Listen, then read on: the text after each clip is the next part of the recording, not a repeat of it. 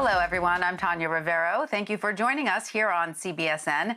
We begin this hour with an exclusive interview with Bill Gates. For more on that, we are joined by CBS Evening News anchor and managing editor, Norah O'Donnell. Tanya, thank you. The Bill and Melinda Gates Foundation is one of the largest in the world, and with a focus on public health, it has committed more than $350 million for the development of vaccines, diagnostics, and therapeutics in the fight against the coronavirus. Bill Gates joins us now. Bill, thank you. Great to talk to you. Great to talk to you, too. Let's begin with today's disturbing numbers. The U.S. reported more than 1,000 coronavirus deaths for the first time since May. Do you think we're at a tipping point? Well, unfortunately, we have a lot of young people who are infected, and over the next month or two, a lot of those infections will get up into older people, which is where you have the very high risk of death. And so it's kind of a race. The innovations in therapeutics are reducing the death rate, while this infection surge, which is really unique to the U.S., will get into the older population and drive that death rate up. Several months ago, you said we need a consistent nationwide approach to shutting down. And you said back then that if it didn't happen, it would be a recipe for disaster. Do you think we're witnessing that disaster now? Well, there's a lot of things we can go back, and say, why wasn't there a federal testing plan? Why didn't we get the turnaround on the testing down? Why aren't we getting the tests out to low-income minority communities? Serious mistakes were made, some of which are because we didn't understand the virus very well. The understanding about the importance of masks came later than we wish it had. And then the U.S. had the lowest compliance with mask use of any country, didn't have the leadership message there. So, yes, we have a lot of regrets, but, we do have innovations in the pipeline that should reduce the death rate and, eventually, by the end of next year, get us out of this terrible situation. I mentioned the mortality rate, infections skyrocketing, hospitalizations, pushing hospitals to the brink in Florida, Texas, Arizona. What needs to be done immediately? Well, some of the policies were a mistake. Opening up bars, the economic benefit versus the infection risk of a lot of activities like that made it a mistake. And so now, in most of the U.S., we need to absolutely avoid those things. We need to distance. We need to use masks. We've seen that in Europe, they had the dramatic fall off. It didn't spread into the other communities, and that's because their leadership communicated with a clear voice. Their scientists were encouraged to go on TV instead of banned. And so, the population benefited. The death rate in those countries has gone down very dramatically. Do you think that because Dr. Fauci has been prohibited from appearing on programs like ours, that has hurt the public health message? Well, just the idea that the CDC isn't being heard from and that Fauci's being limited, you never would have predicted that. It kind of, it is really unexpected that you wouldn't let the experts share. Dr. Fauci has been able through a variety of vehicles to get some of his thoughts out. It's really the CDC that's been muzzled to a dramatic degree that's holding us back from getting the benefit of their expertise as well. Mm-hmm. As a mom, I hear a lot about this. We have parents we have teachers, we have schools all in the midst of this decision about how to get kids safely back into the classroom or whether to learn totally online. So let me ask you, for the 60 million children in America, how can we do it safely? Well, fortunately, the actual number of young people who get sick is pretty modest. And so the big challenge here is how to get the teachers and the staff in and to avoid those kids being a source of infection as they go back into their households. You know, I would say that the benefits for kids, say 13 and younger, is high enough that in most of the countries you would hope to be able to open schools for those kids. As you get up into high school and college, then the infection rate, the amount of mixing gets much higher. And so if you're in a hot spot, sadly in this fall, it won't be normal school activities for most high schools and colleges. By fall 2021, which is a long time from now, I think we'll have things under control enough. But the entire academic year, this next academic year, does hang in the balance on top of the learning deficits we have coming out of last year. So I'd put that after the deaths as the next biggest cost, and one that people are having a tough time coming up with the right trade-offs now because of the lack of clear messaging. Mm-hmm. I mean, how important do you think it is that kids return to school? It's extremely important. And so, no one should think that, this is totally a political thing where it's black and white. You want the staff to feel safe, that you're taking measures on their behalf, particularly if they're older than 65. But you want the learning to resume. And sadly, the suburban and private schools are much better at doing the online learning, where you're only coming into the classroom part of the time or none of the time. Whereas the inner city, where we've always had worse educational outcomes, and that's where low-income and minority children are concentrated, they don't have the internet access or the teachers' resources to go online. And so, we should favor younger kids. We should favor the inner city. We want to not have this be a dramatic increase in that educational gap. But Bill, where is that discussion coming from? Where is the discussion to help public schools by saying, you know what, let's split the students up. We'll bring in group A, a few days, group B the next few days. Let's give all of the kids, someone fund to give all the kids and teachers medical masks. Let's set up an app where kids can take a thermometer, give them thermometers, take their temperature before they go to school, set up hand washing stations. I don't hear any of that discussion from whether it's states leaders, national leaders, city leaders. Am I missing that? Well, yeah, we're kind of stuck on the open them up completely versus, hey, if there's any risk, I don't want to go work there. And, those are two extreme positions. So the nuance of going part of the time, favoring the inner city, favoring the younger kids, having the policies in hotspots be more restrictive than in places that have gotten further along. Ironically, some of the non-hotspots right now are looking at being more restrictive than some of the hotspots are because of the political connection. So it's time for a discussion where it's not this black and white, hey, go in every day versus not going in at all, to set the priorities and to have the other activities reduced enough that you prioritize the slight infection increase that school activities will create and still stay below a exponential growth in infections. Mm-hmm.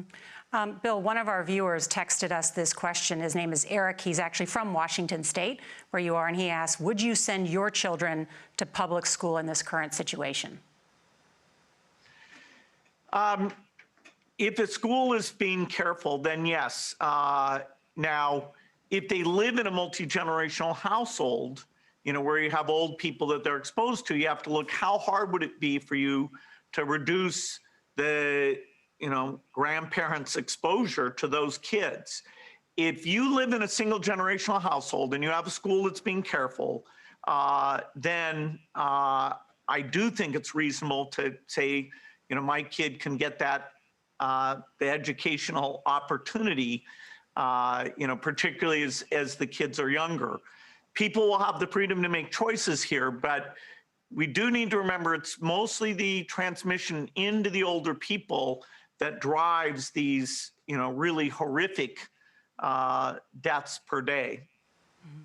As we're talking about a record number of infections every day being reported, the president said just this weekend that the U.S. has the lowest mortality rate in the world. Is that factually correct? Not at all, not even close. I mean, by almost every measure, the U.S. is one of the worst. And I think we can change that, but it's an ugly picture. Why are we one of the worst?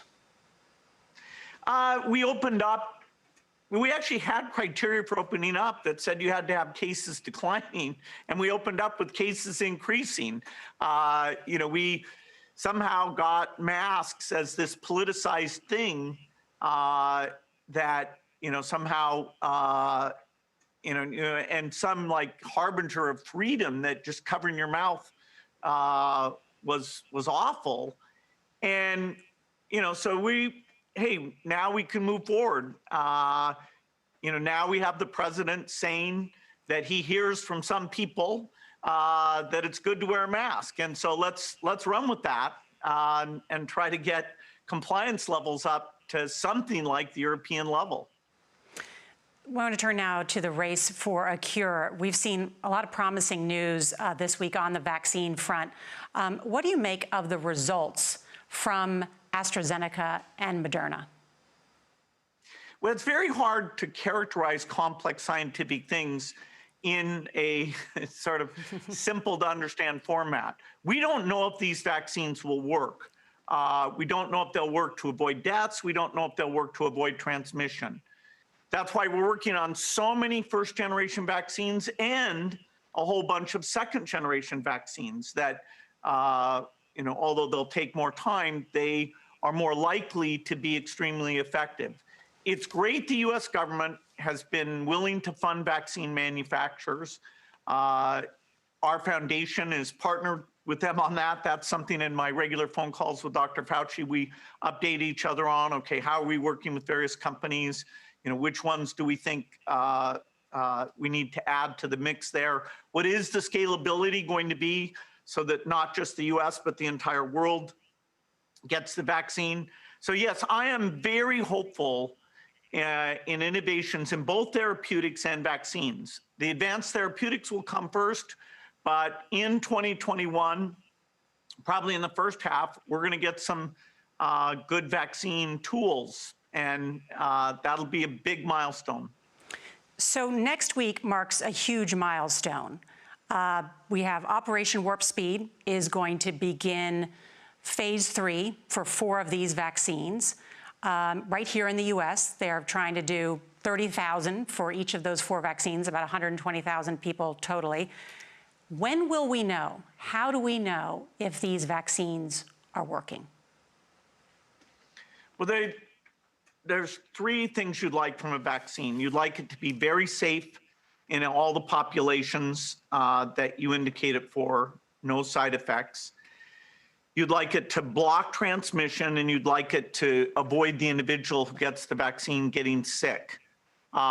The phase 3 endpoint is slightly different than those things so that we can accumulate events quickly. So we aren't doing it like a long-term vaccine thing. And even calling it warp speed is scary because it suggests that you're willing to make trade-offs against safety, which you should never be willing to do. The FDA is being pressured to allow what's called just a correlate approval. Fortunately, they've held the line on that. to this point because we wouldn't know enough just based on the antibody levels. And, you know, these trials, the bad news, of course, when we have many cases is good news for the trials in that they may accumulate events faster than they would have otherwise. But there'll be a lot of uncertainty about how good these vaccines are. You know, the first generation, they said a 50% effectiveness, and they won't know the duration there. So these are going to be likely partial solutions that will improve over time. And so it's too bad, you know, people think that just that phase 3 approval will be the end of the epidemic. Well, I want to ask you, you mentioned side effects. The side effects for the Moderna vaccine sound concerning. We looked. After the second dose, at least 80% of participants experienced a systemic side effect, ranging from severe chills to fevers. So, are these vaccines safe? Well, the FDA, not being pressured, will look hard at that. The FDA is the gold standard of regulators, and their current guidance on this, if they stick with that, is very, very appropriate. And you know, the side effects were not super severe. That is, it didn't cause permanent health problems for the things there. You know, Moderna did have to go with a fairly high dose, and so you know, to get the antibodies. Some of the other vaccines are able to go with lower doses to get responses that are pretty high, including the J&J and the Pfizer. And so there's a lot of characteristics of these vaccines. It's great that we have multiple of them that are Bill, going out there. And yes, I think you know the data US better than I do. government. But the data showed that everybody with a high dose had a side effect. Yeah, but some of that is not dramatic, where, you know, it's just, you know, super painful. But yes, we need to make sure there's not severe side effects. The FDA, I think, will do a good job of that, despite the pressure. How many doses of the vaccine will we need? Well, none of the vaccines at this point appear like they'll work with a single dose. That was the hope at the very beginning. Maybe one of them, particularly in the second generation, won't surprise us. We hope just 2, although in the elderly, sometimes it takes more. And so making sure we have lots of elderly people in the trial will give us that data. You've said some more than 7 billion doses. That's what we'll need. Well, if what you're trying to do is block all the transmission, then you need to get, you know, 70, 80% coverage on a global basis. So that, you know, it's unbelievably big numbers. I mean, you're talking about a global vaccination program without a vaccine that hasn't been fully developed yet, and a massive scaling up of how to produce one or several vaccines. I mean, it's mind-boggling to think about this effort. But the private companies have stepped up. The science has been advanced. The U.S. funds biological research more than any other country. We've stepped up to fund these vaccine manufacturers. The plants are being worked out now. You know, in 2021, there's a good chance this can get done, and because, you know, this is about the billions that we need to spend to save trillions and avoid all those deaths. But who's going to get the vaccine first? That's in discussion. Clearly, the U.S., by funding factories in the U.S., will get priority. But if we can have other factories, and this is where the U.S. government's traditional generosity in global health will be needed, our foundation will be needed, other countries. We want to make sure that we don't have people dying just because they can't afford to have access to the vaccine. And so that speaks to the top priority of our foundation. And there's good discussions going underway. The U.S. in this next relief bill may put 1% of it to make sure we stop the pandemic in the entire world, and then that'll draw other countries into that effort. I want to ask you about today, the government support, taxpayer money that's going towards vaccine development. Today, we learned Pfizer is going to get nearly $2 billion, Moderna receiving $438 million in taxpayer money. And yet both companies have said they will not sell the vaccine at cost. They're going to make a profit on it. Should pharmaceutical companies profit off this vaccine research that taxpayers have helped fund? Well, the Pfizer case is more of a procurement agreement than an R&D funding agreement. AstraZeneca, Johnson & Johnson have said they're going to use a non-profit construct. You know, the exact contracts that were negotiated, I don't have access to. But yes, you'd want to balance the fact who's taking the risk and who gets the benefit of those things. It's fantastic that the research is being funded, and you know, I hope those agreements in terms of pricing and access are very strong.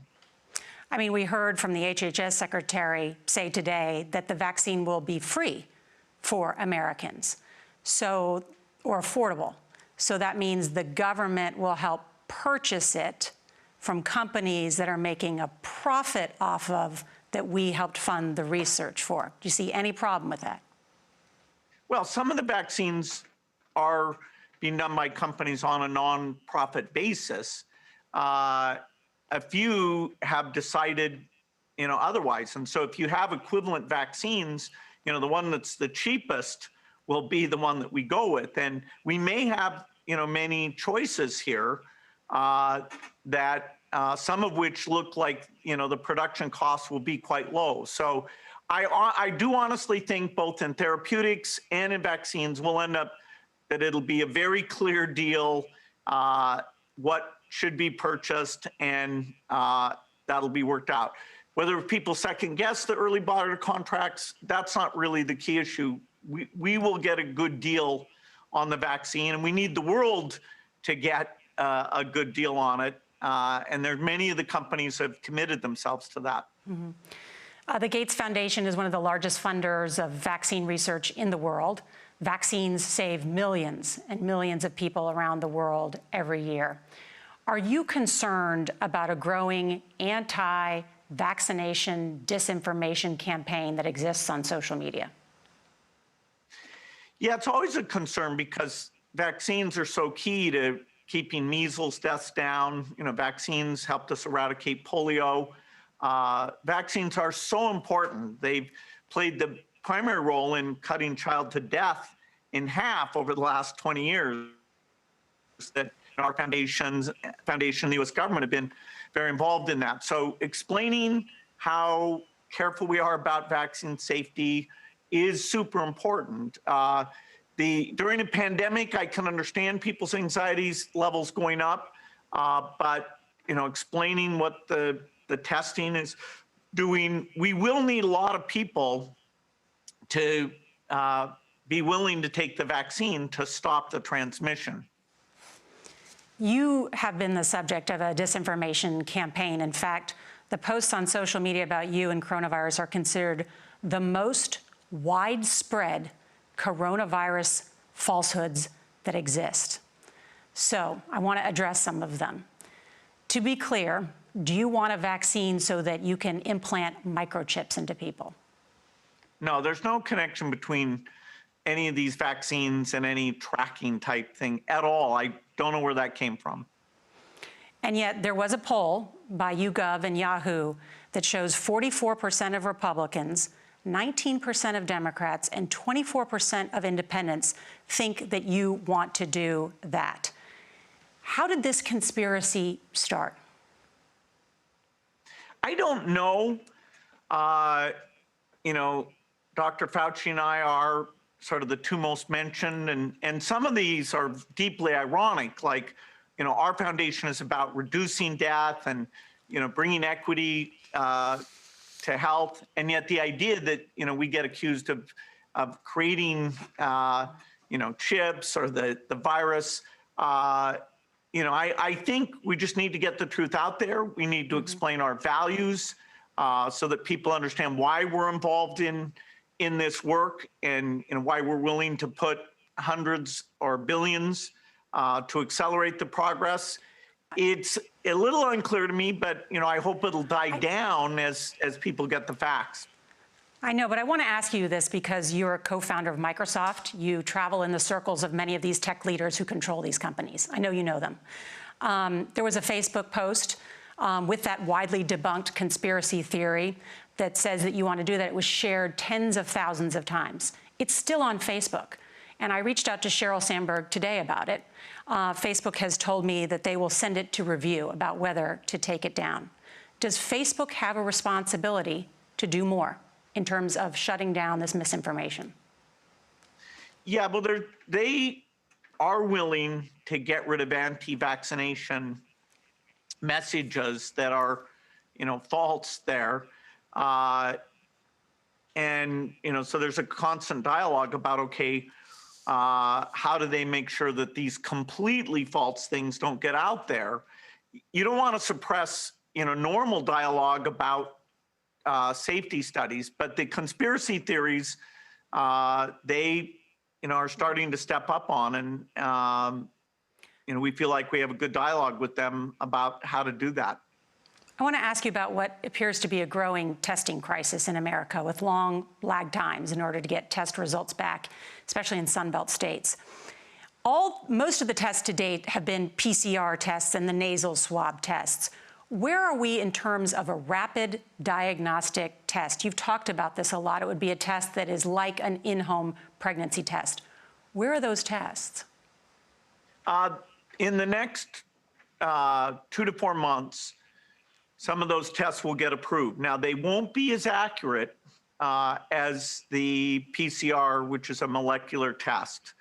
And so over the next few months, we have to up PCR capacity. We have to get results back in 24 hours as we roll out the paper test. We need both.